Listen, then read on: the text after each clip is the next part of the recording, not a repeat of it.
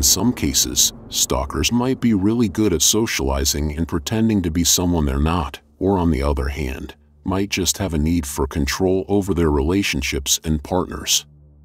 They are often portrayed as creepy individuals who don't have a life of their own. But the truth is, there are many reasons why someone might become a stalker. Some people stalk others because they want to protect them from harm. Some might be lonely and want to feel loved, and others might be angry and want to get revenge on the person they're stalking. People who become stalkers might have certain personality traits, such as being obsessive, angry, or narcissistic. Welcome back. Dark Recaps here. Before we continue, if you end up enjoying this video, I would appreciate you dropping a like to help me reach a wider audience. I would also be very grateful if you considered subscribing for more content like this. Let's begin. Why aren't you online? Quote, "This happened to me during my first year of university, in October. I was living in the dorms, and I need to give you a brief rundown of the dorms. You need a key card to gain access to your specific floor, so even though someone on the 3rd floor and 4th floor live in the same building, they can't access each other's floors. I had injured myself playing sports, so I was under orders to rest, which meant no Halloween parties for me. Pretty sad for a horror fiend like myself, but to try and make the time a happy one, I busied myself helping to make costumes for people and doing their makeup. Once I was finally finished, I packed up my makeup and decided to watch some movies in my room. A guy popped up and introduced himself. We chatted a bit and exchanged email addresses, and I walked back to my room and said goodnight. The first warning sign was that he walked into my room behind me, despite me saying I was going to walk into my room. I felt really awkward and tried to say, in a roundabout way, that he needed to leave. But he wasn't getting the hint. I finally had to say, "You need to leave my room now." I chalked this up to him maybe being drunk or something, but I did wonder how he got onto my floor if he wasn't with anyone partying. Before I went to bed that night, I checked my email and there were 5 from Creep.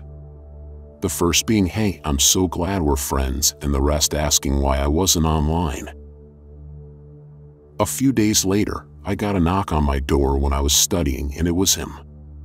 I explained that I was studying and needed privacy.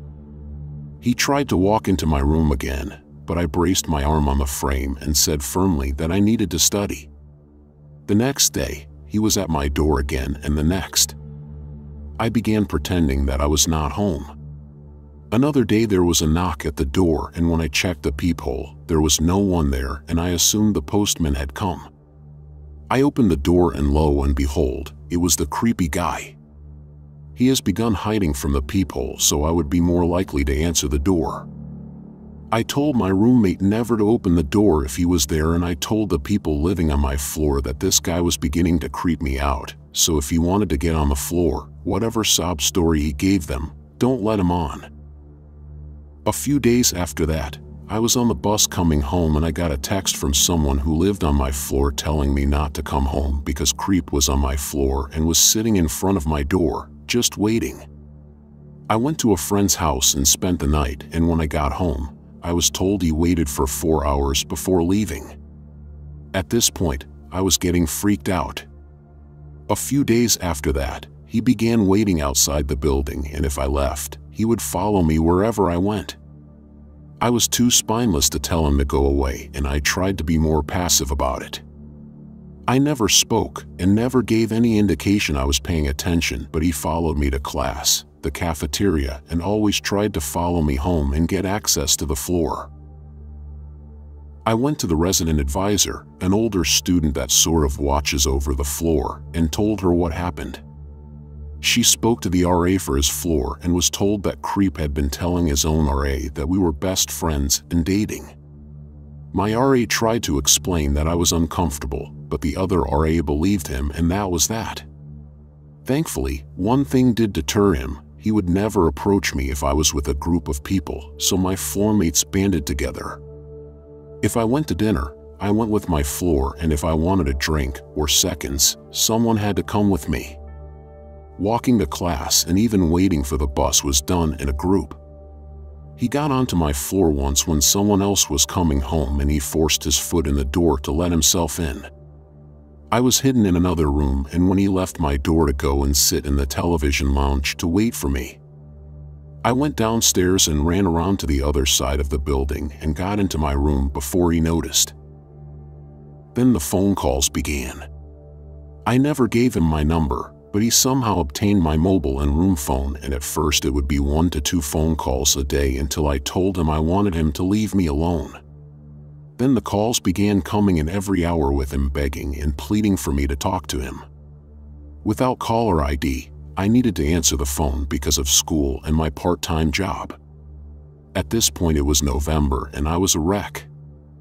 I was tired of having to plan out doing simple things like going for food or walking to a bus stop. Stress wasn't helping me recover from my injury, and I was losing weight, and I just looked sickly. I went back to the RA and begged her to help me. She went to the head of the dorms and explained everything that happened. I explained how far this had gone, and my roommate told them that he had followed her a few times, demanding that she tell him where I was. I felt awful. She never told me this because she was afraid of upsetting me further, and I felt like I was an idiot for putting her through this garbage. I don't know what went on behind closed doors. From what I guess, he was told to leave me alone, and any further contact would result in him being kicked out of the dorms. There was one email where he went insane on me, telling me how awful I was. How could I do this to him? We were so happy together. Surely I was cheating on him with other men. After that, nothing. At first, when I'd see him around campus, I would run to the women's toilets to hide. I'd see him around town or on campus, and he'd always just stare at me. Never tried to approach me, never tried to get my attention. Just staring. I used to walk by and try to pretend I didn't notice him staring, and I'd try and act like my heart wasn't pounding. End quote. The stalker neighbor. Quote, when I first moved into a new place in a new town, I had left home one evening and accidentally left my garage door open. Texted my husband to tell him so he could go home and close it. He gets there and tells me it's not open. That's strange, but okay. The next day I took my trash out and my neighbor was outside. He introduced himself and told me that the night before he noticed me leaving and I left my garage door open, so he went inside and closed it and let himself out through the front door, only locking the doorknob lock. Then he sent me a Facebook friend request. I'm assuming he looked at the mail on my counter to find out my full name. After this he wrote me poems and taped them to my door, left gifts on the front porch, made crazy Facebook posts about a woman he was in love with who was forbidden. I'm married. One Saturday night I came home really late and I was finishing my cigarette outside of my garage before going in. He was sitting outside in a chair, blistering drunk. He approached me and started talking about someone named George. I had no idea what he was going on about, and confused, I asked him if he had company. He walked into the garage and came out with a box containing George. George was his stepdad, and he was dead. The ashes were in the box. He caught wind of a trip I was going on via Facebook and invited himself along. I politely explained that I'm married and all of his wacky behavior was unacceptable. A few days later I had gone on a walk with my husband, and we left through the garage, leaving the door open. He messaged me on Facebook and told me he left a gift for me in my garage. When I got back I found a bunch of camping gear inside of a giant Easter egg. After I got back from the trip he showed up at our door at midnight, drunk and banging on the door. We moved. End quote. From stalking to verbal abuse. Quote, an ex-boyfriend who I dated for a grand total of 3 weeks got really attached in those 3 weeks and told me he loved me after we had sex. I told him I was flattered, but didn't reciprocate. I decided to break up with him soon afterwards, because he was way too intense. I told him this, and then the abuse began. He began texting, calling, and Facebook messaging me incessantly. It varied wildly what he'd say, begging for me to come back / come over for sex, graphically detailing how he hoped I would die, telling me what a slut I am, etc., etc. I blocked him from my phone and on Facebook and Snapchat after he ignored my request to stop contacting me. He began messaging me through the accounts of mutual friends, without their permission I later found out, and leaving me about 10 voicemails a day. He even got hold of my work email, which I never gave him, and sending me long paragraphs in which he would bounce wildly between lamenting his love for me, diagnosing me with various mental illnesses, which was everything from bipolar disorder, depression, anxiety, MPD, and Asperger's syndrome. It was a new one each time. He dragged up the one time we had sex into this too, and telling me that I was broken because why would I not want to be with him? I ended up getting a new email to use at work because it turns out you can't block someone from emailing you. I once again sent a single line in a reply. It just said, "Stop contacting me." He wasn't done there. He had previously been text messaging me, which he was blocked from doing. He found out that my MacBook can receive iMessages from his iPod Touch using my personal email address, which he did have. So here come the iMessages, mostly nude pics he found on 4chan while calling me a slut and a whore, and taking screenshots and posting my angry and distressed replies to his friends' group chat. Screenshots of this group chat got sent to me. Thankfully, the mutual friend in that chat was actually sticking up for me. Everyone else was telling him to try and have hate sex with me. I ended up turning off the iMessage function on my Mac altogether so he couldn't do it anymore. Again, I asked him to stop contacting me, this time threatening legal action to stop it, which he allegedly thought was hilarious. I ended up going to the police and they gave him a call, telling him that they knew what was going on and that stalking charges would be pressed if he kept going. They told me to text him in front of them and tell him the call was coming. His reply made me angry beyond all reason. It said, "Stop contacting me now." I've had my fun. I didn't reply under instructions from the police, but I went home and threw things around in anger for about 10 minutes. I haven't heard from him since, on the bright side. End quote. Internet pen pals. Quote, I've had a couple of stalkers. The one that freaked me out the most was in another country, and we never met. We met on a website for pen pals. He lived in another country. Our conversations were great. He developed feelings really fast. I liked him very much in the beginning. Our relationship became sexual in nature. We made plans to meet, etc. I was concerned with some things I considered red flags, confirmed by my friends and family. I decided to back off a bit. He didn't like that at all. I was super beta, trying to keep the peace without hurting / losing my friend. I started lying to him, out of fear. He'd interrogate me for hours about where I was going, who I was with. If I went to a party, he'd both ask if I slept with anyone and then say he'd kind of hoped I had so I could tell him how the sex was. It was getting to be too much. I was no longer interested in him romantically or sexually, but I would still engage with him sexually because I was afraid of him. In the meantime, I met and fell in love with my current partner, who is absolutely wonderful. Stalker was obsessed with everything about our budding relationship and wouldn't leave me be. I realized finally that Stalker made me feel disgusted and that I should not be involved with someone who I was afraid of and disgusted by. I told him I didn't want to hear from him ever again. He ignored me. My partner contacted him and told him to leave me alone. He tried to interrogate my partner about the nature of our relationship, but partner shut him down. I blocked him on everything. I realized that he was still reading my blog, so I deleted the whole thing. He made new email accounts and Facebook accounts constantly. He relentlessly Googled me and my partner, to the point that our names were amongst the top searches on multiple search engines. When he elicited no response, he started sending my partner screenshots of times we had been sexual. I was mortified, but since I had been 100% honest with my partner, it didn't break us up. My partner was obviously incensed and disgusted. We never responded to anything he sent. To my knowledge, he still creeps on us, but after that everything mostly stopped. I know he's thousands of miles away, and I've had stalkers who were in my immediate area, but he still scares me the most. End quote. The Buddhist Creep.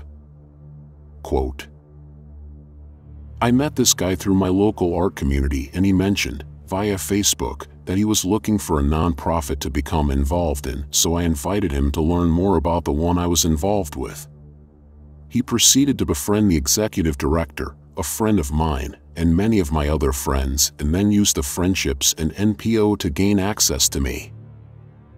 He very quickly became homeless and started squatting in the offices of the NPO and sometimes my garage with his 8-year-old son.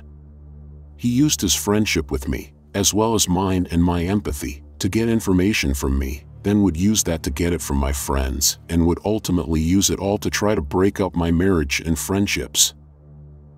I started to realize how creepy he was when I started to see him drive past my house.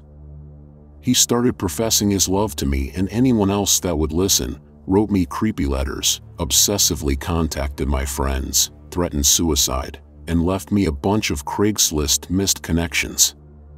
He wouldn't listen to any of my back-off messages, and the NPO refused to kick him off the board. In the meantime, I was getting deeper and deeper into Buddhism and was preparing to take a set of important vows. He learned about the vows, looked them up, and learned that one of them essentially was to never turn away someone who came to Buddhism and asked for my help. So he joined my temple. I told him it made me uncomfortable, and he reminded me of my vows and told me he didn't care how it made me feel. That was when I told him that if I ever saw him at my home or temple again, I would get a restraining order, and I told him to never ever contact me again. He tried to convince everyone I was crazy and that he was really a Buddhist now, but I'd already warned the clergy at the temple. I had to block him from all social media, and we rotated board meetings. It's been 3 years and I still get chills when I see him around, accidentally. I genuinely think he was one of the most disturbed and creepy people I've ever met. End quote. The older guy. Quote, I used to work with an older guy, old enough to be my father. I tried to be friendly with him because we worked in nearby departments and I didn't want trouble to be had from anyone I worked with. I guess no one was really nice to him there, so he took to me like butter to bread. He'd quickly leave his department if he saw me and just chill in mine and do all my work for me. I never asked him to, and I preferred doing my own work because it gave me something to do. One day my car wouldn't start, so he offered me a ride home. I agreed because damn, walking 10 miles. From that point on, he would show up randomly at my house wanting to hang out or go out to eat or whatever. At first, I would let him stay for a few hours because I thought he was harmless, but after putting up with him every day for a week, at work and outside of work, I got annoyed. I started avoiding my house or pretending I wasn't home. He didn't like that too much. He started showing up at places I was at. Movie theaters, malls, fast food places, even my mom's house. I couldn't figure out how he knew where the hell I was each time until a friend inspected my car and found a effing tracker on it. Once he realized he couldn't find me anymore, he took to cornering me at work. One time he had me cornered and shoved his tongue into my mouth. Naturally, I freaked out and bit him, and once I was able to get away, I ran to the manager's office. It was caught on tape, thank effing heavens, and he was promptly fired. I ended up moving shortly afterwards and didn't tell anyone my forwarding address beyond family. I have him blocked on social media. I did see him once in a store, but he was with his wife and I was with a friend who was built like a tank. I don't go to that store anymore." End quote. Footprints in the snow. Quote, "I broke up with my abusive ex. I moved into my parents' home with my daughter. We had a lot of snow one night, and when we woke up in the morning I noticed footprints leading up to my window. Then we noticed that there were footprints leading up to all of the windows. We found Marlboro menthol cigarette butts in the snow and traced the footprints to the township hall that we live across from. My ex stood outside and looked in through all the windows, and we didn't know until the next day. My bed was right next to the window. We invested in new locks and curtains for all the windows. We called the police since I had an order of protection, but since we didn't see him, they couldn't do anything. I worked in an ER as a nurse, and twice he came in as a patient.